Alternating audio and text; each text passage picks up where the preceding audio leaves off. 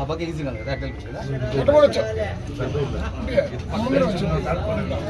మీరు కొద్దిగా బ్యాగ్ వచ్చేది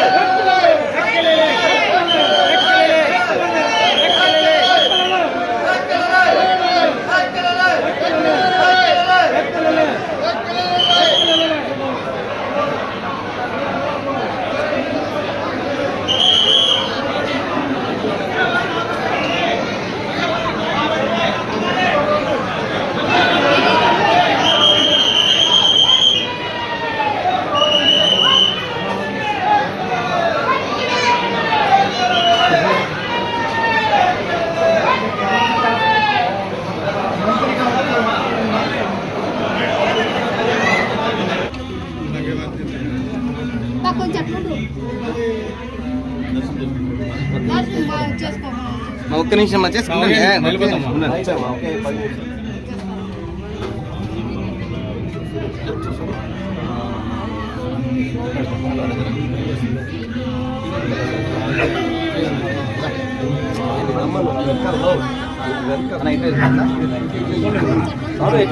పోయి కాదు